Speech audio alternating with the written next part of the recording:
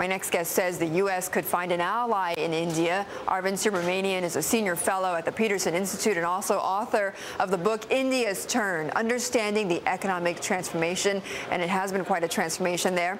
He's joining me from Washington, and Arvind, good to see you. And there, of course, has been a lot of talk about it. Geithner went out of his way not to mention the Yuan today, but certainly that's on the top of the mind as he's in discussions with these Indian officials, right? I think that will be one of the issues that he will raise in private. Certainly, he won't say anything publicly on it, but yes, that will be an issue that he will raise. Yes.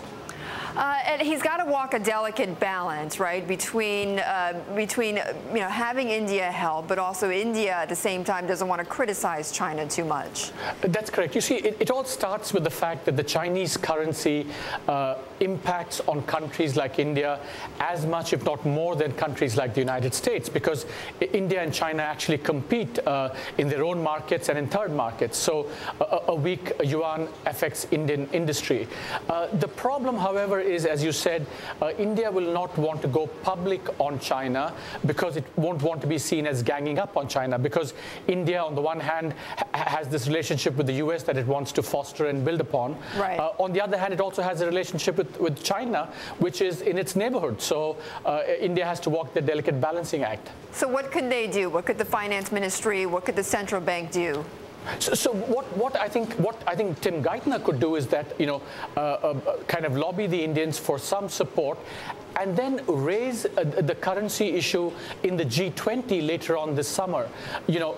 As you know, Tim Geithner has delayed postponing the decision on calling China a currency manipulator because he wants to multilateralize this. And the first step is to kind of build a coalition of the willing, as it were, and then so that when the appropriate time comes in the G20, they can raise this collectively and then hope that that's a better way of resolving the China currency issue than just going after China bilaterally.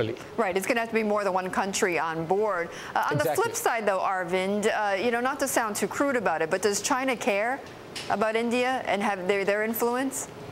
Well, individually, I think no country is really big enough for China to kind of spend a lot of sleepless nights about. But if all these countries come together in the context of the G20, I think that would be hard for China to ignore.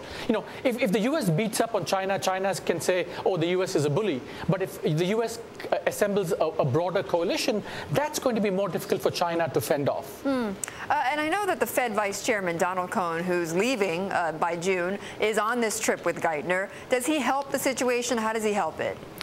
I think he helps the sense that, the Indian central bank also is finding it difficult to manage the currency because China's currency is fixed. So I think it's kind of a natural way of bringing in the Indian central bank into discussions about the financial sector, but also discussions on the currency.